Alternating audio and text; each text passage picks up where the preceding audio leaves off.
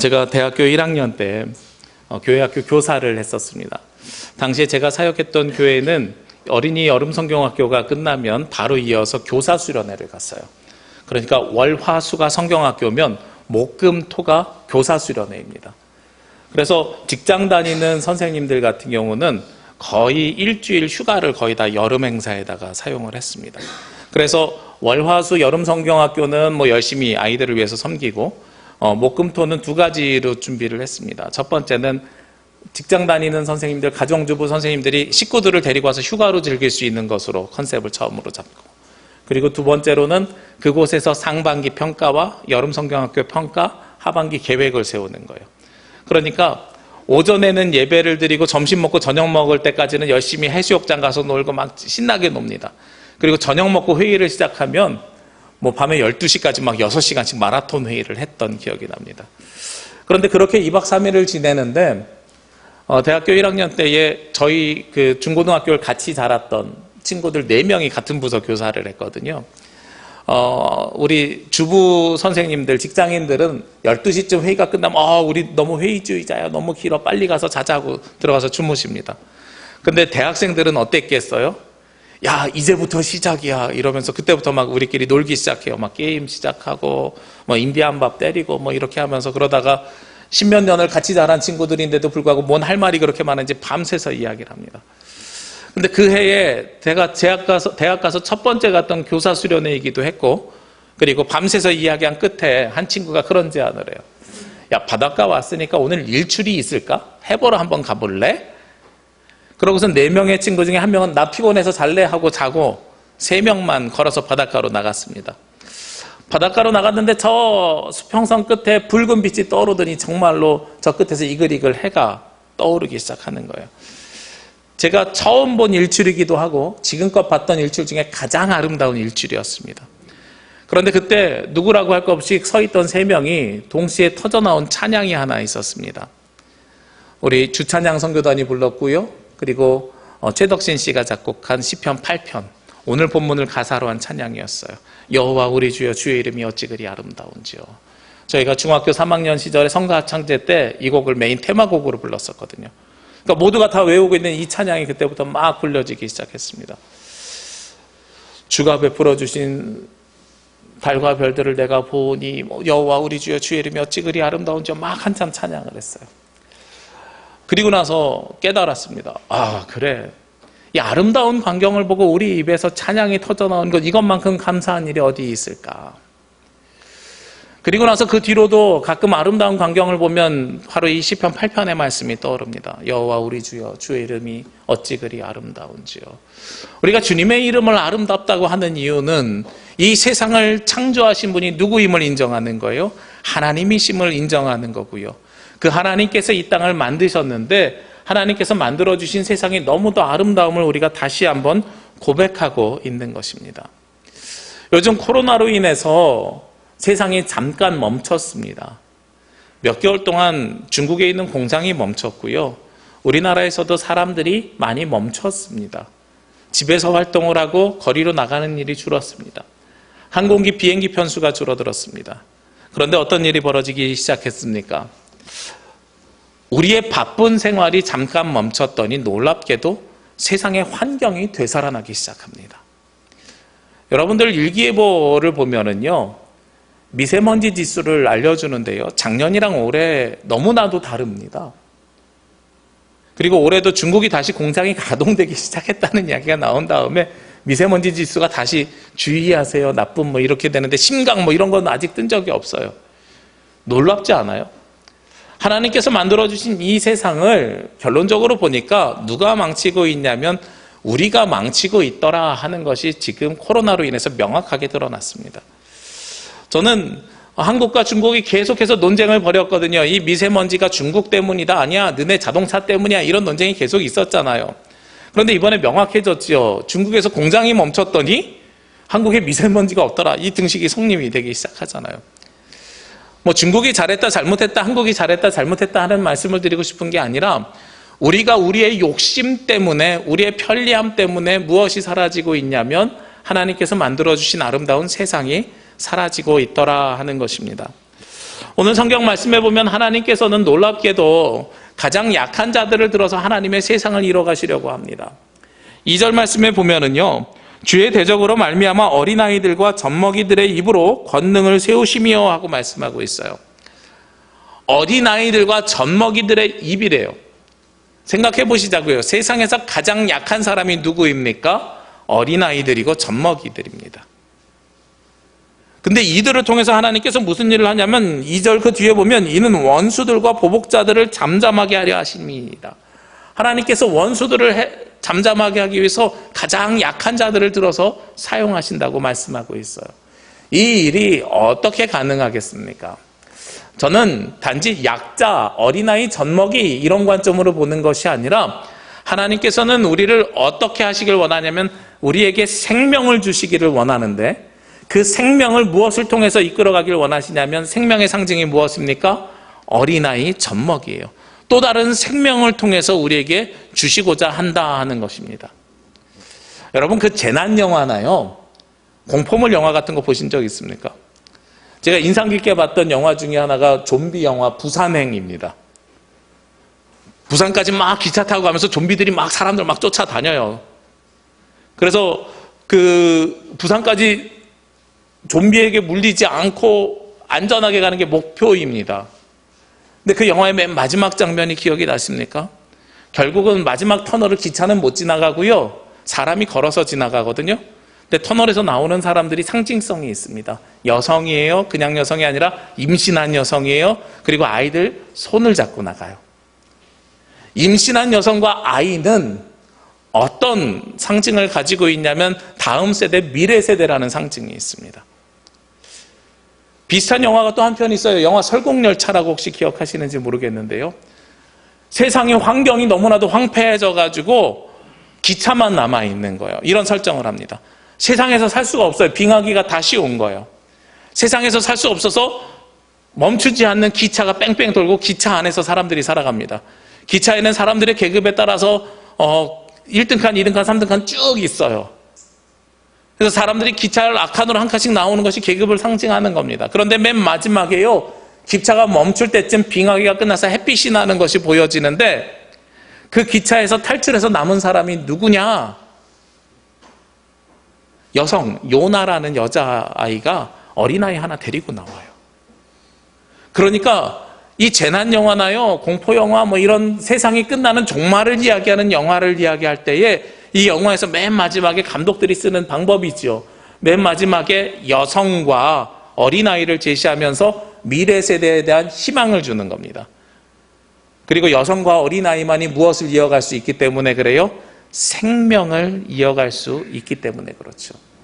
하나님께서 이 말씀을 통해서 어린아이들과 젖먹이의 입을 통해서 원수들을 잠잠하게 하신다는 것은 하나님의 생명이 생명을 낳고 생명이 생명으로 이어져 갈 때에 결국은 하나님께서 승리하신다는 승리의 말씀을 포함하고 있습니다. 그래서 우리 가운데 중요한 것 중에 하나가 무엇이냐면 생명을 어떻게 지켜나가야 하는 것인가 하는 거예요.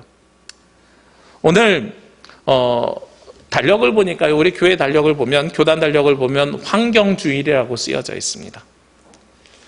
오늘 환경주일이기도 하고 또 이제 돌아오는 수요일 10일이 되면 무슨 주일이냐면 6월 10일인데 6월 10일이 우리 교단에게는 생일과 같은 날입니다.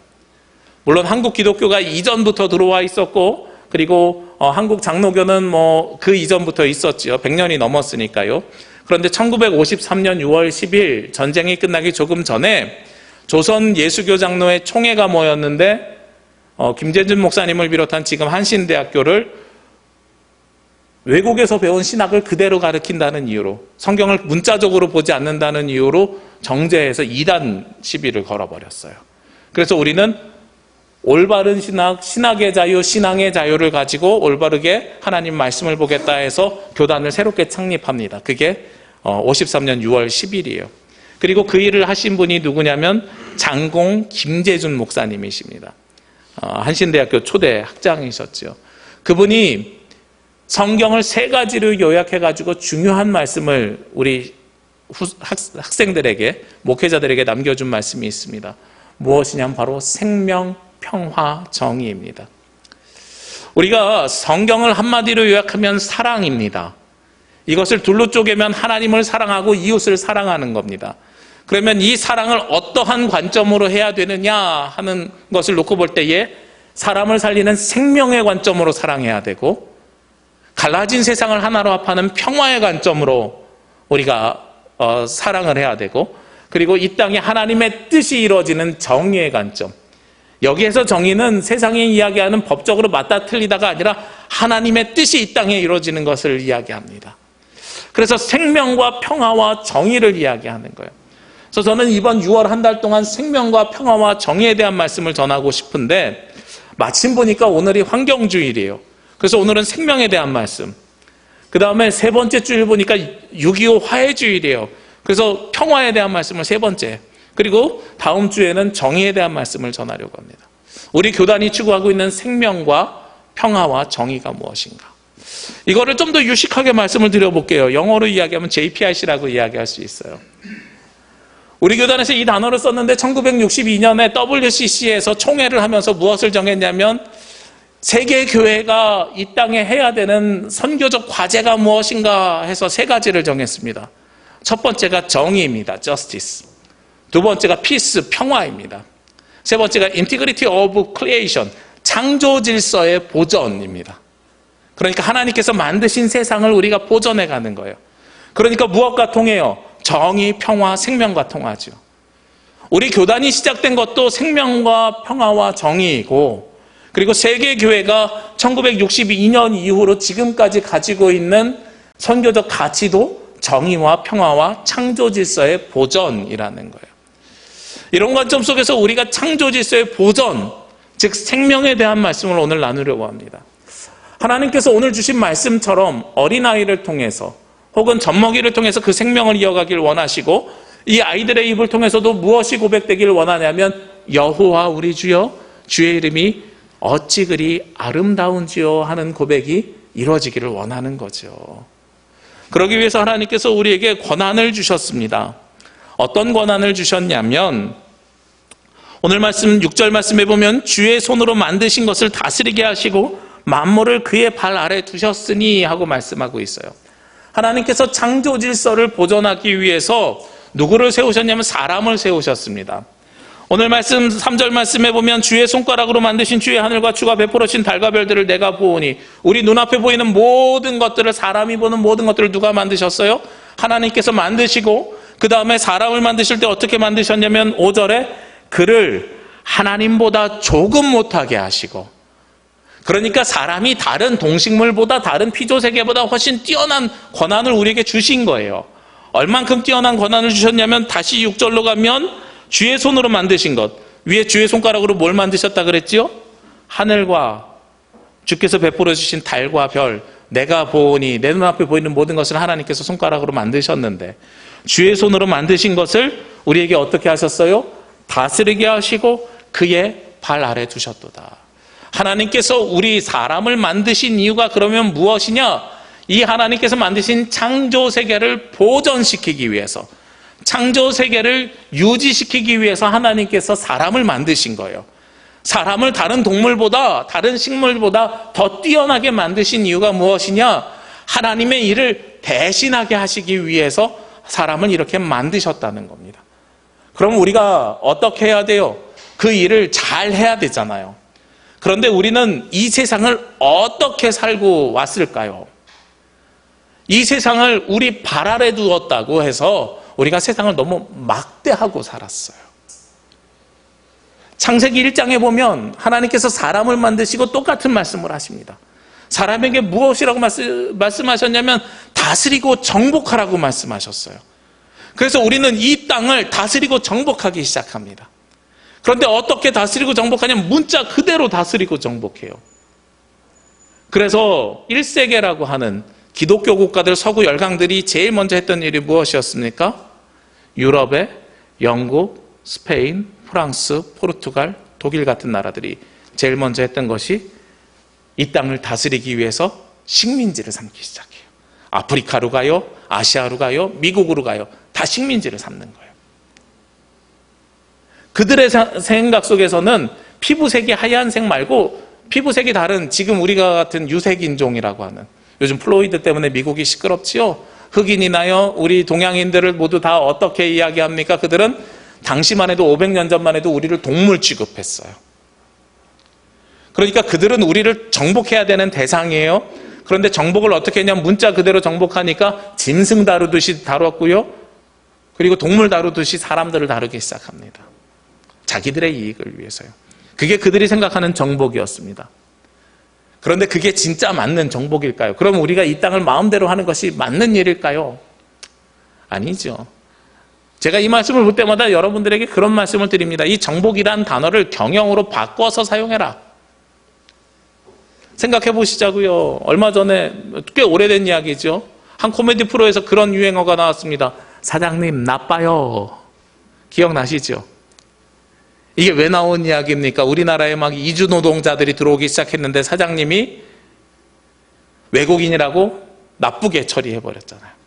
우리가 그 식민지를 삼았던 일본 사람이랑 이런 사람들이랑 다를 게 뭐 있어요? 똑같잖아요. 나라 다르다고 차별하고 그들을 정복하려고 무시하고.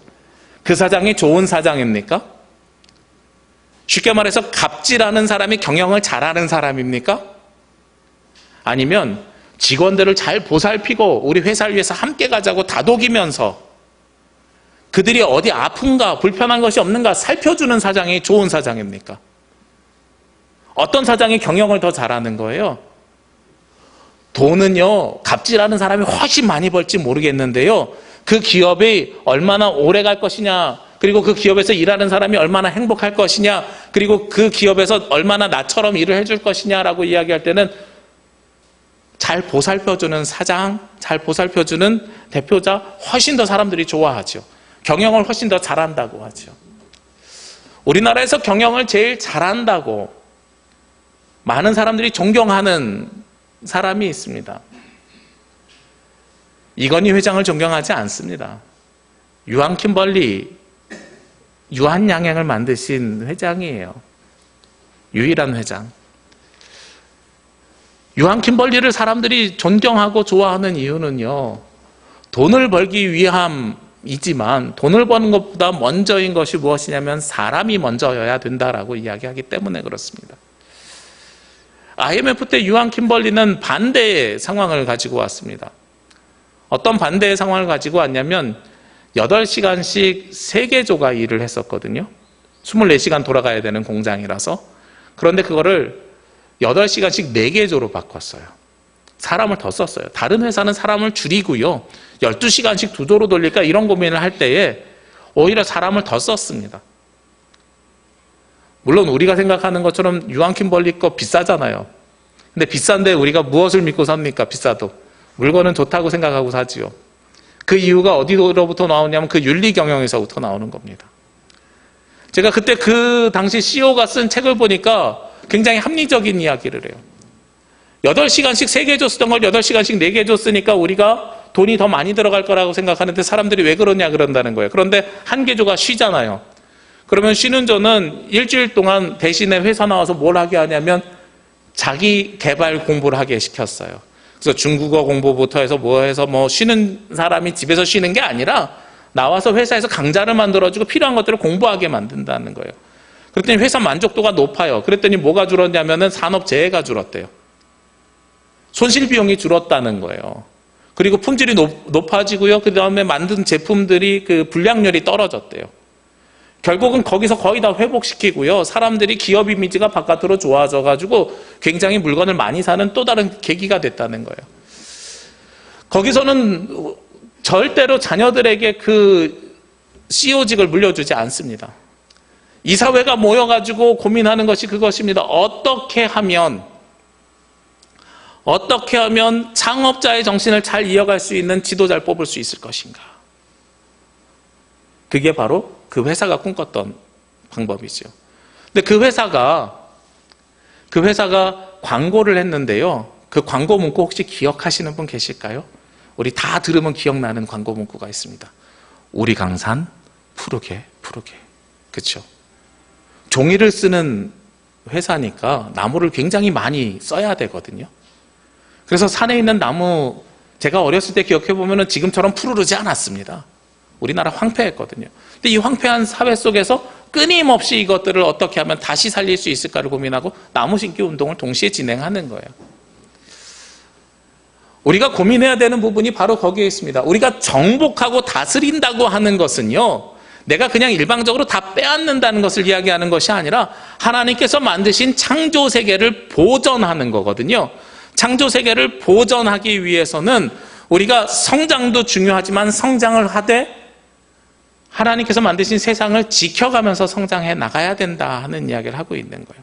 그런데 우리는 이 정복이라는 단어, 그 발 아래 두었다는 단어 때문에 우리가 그 일을 잘 하지 못하고 있는 겁니다. 어제 제가 저녁에 자면서 그런 이야기를 했어요. 아내에게. 내일은 설교 재미없을 거야. 환경 이야기하면 사람들이 힘들어하고 별로 재미없어 해. 그랬더니 뭐라 그러냐면 근데 여보, 좀 전에 은빈이랑 TV를 하나 봤는데 되게 재미있는 게 있었어. 내일 쓰면 좋을 것 같아. 근데 너무 늦었지 그러는 거예요. 뭔가 봤더니 정글의 법칙이 어제 방송할 때에 맨 마지막에 환경 문제를 다뤘대요. 그래서 오늘 아침에 일찍 일어나서 그 부분을 좀 편집을 했어요. 우리가 버린 쓰레기가 어떻게 섬을 만들어놨는지. 우리 잠깐 영상 보시고요. 말씀 이어갈게요.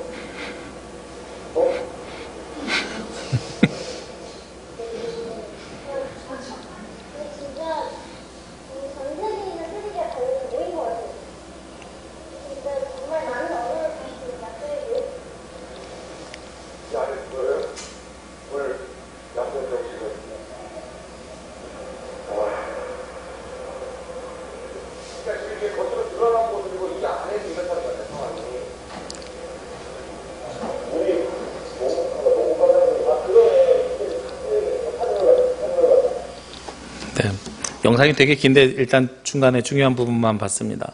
앞에 보면은 물고기가요. 물고기가 그 큰 물고기가 우리가 쓰는 비닐봉투 있죠. 머리에 그 비닐봉투가 들어가서 숨을 못 쉬어서 이렇게 막 비틀거리다 죽는 것도 나오고요. 우리 빨랫줄이 물개 목에 감겨가지고 고통스러워하는 모습도 나옵니다. 그리고 고래를 한 마리 잡았는데 그 안에서 페트병이 수십 개 나온 이야기도 있습니다. 우리가 이 땅을 정복하라고 하나님께서 만들어 주셨는데 우리가 이 땅을 정복해서 훼손시키고 있는 건 아닌가.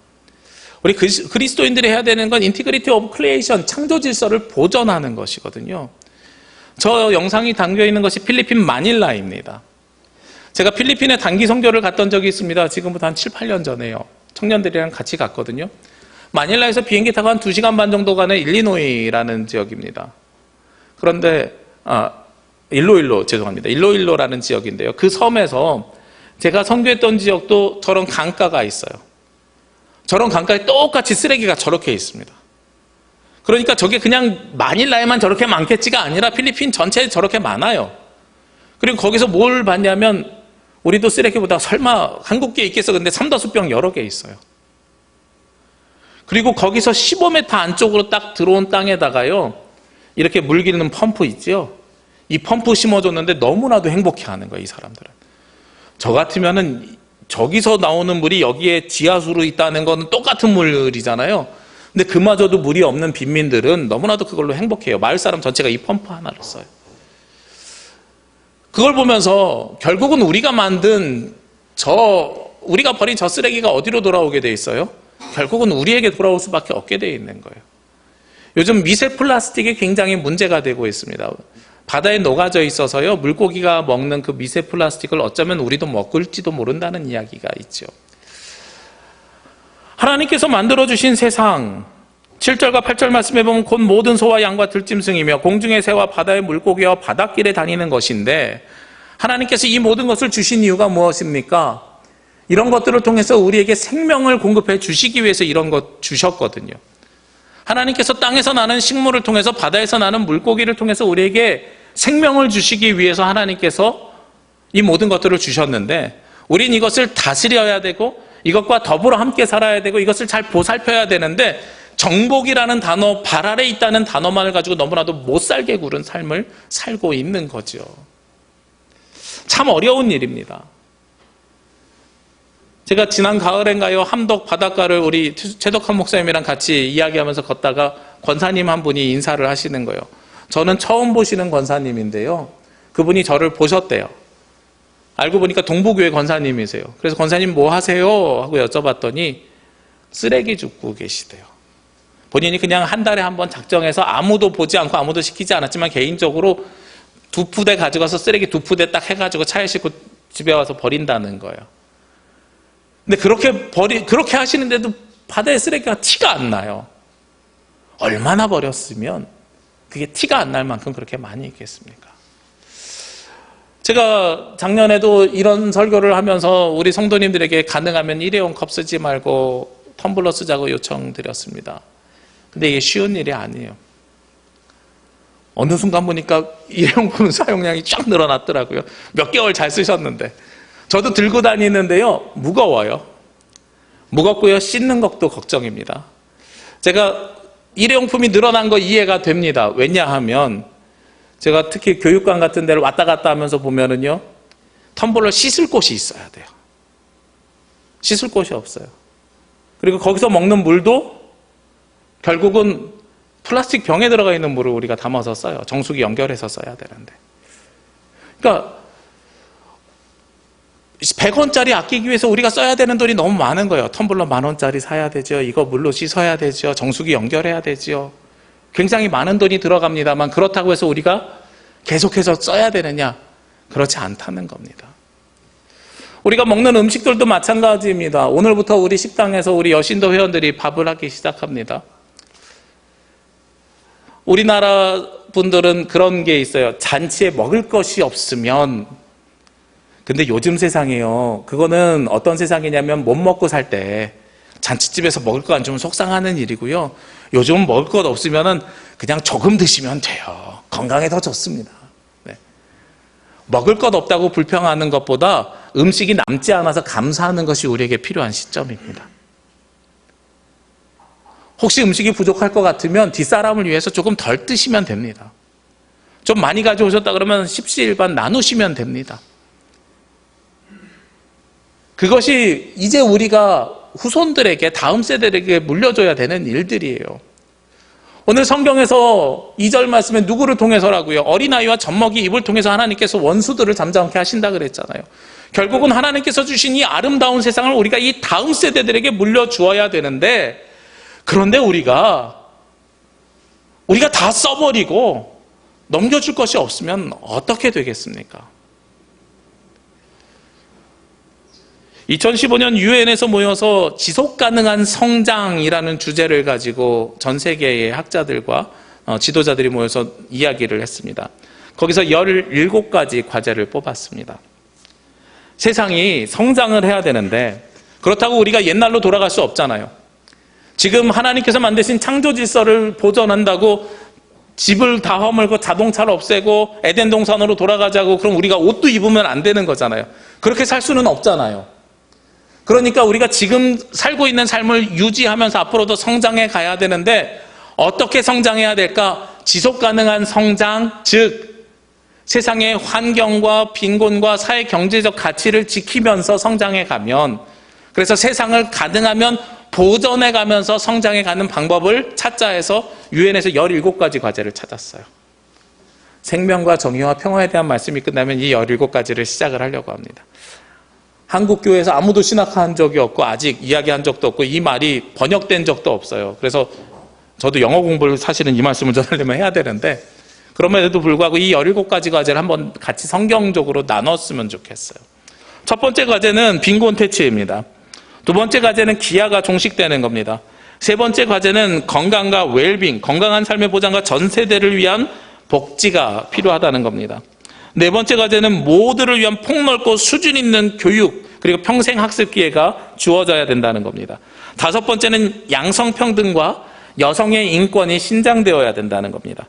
여섯 번째는 모두를 위한 깨끗한 물과 위생시설, 그리고 접근성, 그 깨끗한 물로 들어가는 접근성이 보장되어야 된다는 거예요.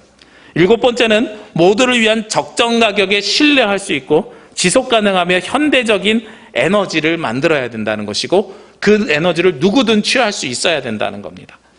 여덟 번째는 모두를 위한 포용적이고 지속 가능한 성장과 고용, 양질의 일자리를 제공해 주는 것이고요. 아홉 번째는 보건력이 높은 사회 기반 시설 구축과 지속 가능한 산업화 증진, 혁신을 장려하는 겁니다. 열 번째는 국가 내 국가와 국가 사이의 불평등을 해소하는 것이고요. 11번째는 좀 더 포용적이고 안전하고 회복력이 있는 도시를 만들어가는 것이고요. 그리고 12번째는 지속 가능한 소비와 생산을 하는 것이고요. 13번째는 현재 급변하고 있는 기후에 대응하는 겁니다. 14번째는 대양, 바다, 해양 자원의 보호, 그리고 지속 가능한 이용을 하는 것이고요. 15번째는 지속 가능한 산림을 관리하고 사막화와 토지 파괴를 방지하고 복원하고 생물의 다양성을 유지시키는 겁니다. 그리고 16번째는 평화롭고 정의로우며 포용적인 사회를 조성하는 것이고, 마지막으로 17번째는 이러한 일들을 위해서 글로벌 파트너십, 서로 연대하면서 공유하자 하고 있는 거예요. 이것이 유엔에서 정해갔고요. 2015년에 정해서 2016년부터 2030년까지 우리가 이걸 한번 실험해보자. 이런 17가지를 과제를 가지고 기업이나 사회나 교육이나 아니면 우리가 구제활동을 좀 벌여보자. 이렇게 해봐서 그 결과를 2030년에 다시 평가해보고 어떻게 하면 더 좋은 미래를 자녀들에게 줄 수 있을지 또 다시 한번 연구해보자 하고 이야기하고 있는 거예요. 우리 교회도 이제는 지속가능한 성장이라는 개념을 한번 생각해 보셔야 됩니다. 여러분 세대가 신앙생활하고 우리는 천국 가니까 끝났어 이렇게 이야기하는 것이 아니라 우리 자녀들이 살아야 되는 세상 속에서 어떠한 하나님 나라의 과제를 가지고 살아갈 수 있을지를 고민해야 되는 거죠. 그래서 우리가 이 17가지 과제가 다 사실은 제가 보니까요, 성경에서 말씀하고 있는 과제들이에요. 그래서 성경에서 우리의 삶을 통해서는 이 과제들을 어떻게 해소하고 해결하라고 하고 있는가 하는 것을 우리는 기억해야 될 줄로 믿습니다. 우리가 이 땅에서 살아갈 때 오늘 맨 마지막에 나오는 말씀처럼 여호와 우리 주여, 주의 이름이 온 땅에 어찌 그리 아름다운지요 하는 고백이 다시 한번 이루어지기를 원합니다. 오늘 말씀 시작도 이 말씀이고 마지막도 이 말씀입니다. 시작하는 말씀은 우리의 고백이라면 마지막에 있는 이 말씀은 다음 세대, 미래 세대가 하는 고백이었으면 좋겠습니다. 그래서 우리가 자녀들에게 물려줘야 되는 생명에 대한 가장 중요한 가치는 그들의 입술을 통해서도 오늘 성가대의 찬양처럼 하나님을 찬양하는 겁니다. 그들의 입을 통해서도 아름다운 세상을 볼 수 있도록 우리가 만들어주는 겁니다. 우리 앞에 보이는 이 모든 세상을 아름답다고 고백하는 은혜가 우리에게 있었다면 우리 자녀들에게도 그 은혜를 물려주는 것이 지금 우리가 해야 되는 역할입니다. 하나님께서 주신 생명을 위해서 주님께서 세상을 만드신 이 아름다운 이름을 우리가 고백하고 우리 자손들이 고백할 수 있도록 우리가 디딤돌이 되어주는 저와 여러분이 되시기를 주의 이름으로 기도합니다. 기도드리겠습니다. 거룩하시고 은혜로우신 아버지 하나님, 이 시간 주님 앞에 나와 기도하며 찬양하며 예배할 수 있도록 인도하시니 감사합니다. 저희들 오늘 하루를 주심에 감사를 드리며 오늘 아침에 하늘을 바라보며 여호와 우리 주여, 주의 이름이 온 땅에 어찌 그리 아름다운지요 하는 고백을 주님 앞에 드렸습니다. 이 고백이 우리만의 고백이 아니라 우리 자손들에게도 이어지는 고백이 되게 하시고 신앙의 유산의 고백이 되게 하시고 생명의 고백이 될 수 있도록 인도하여 주시옵소서. 이 모든 말씀 예수님의 이름으로 기도합니다. 아멘.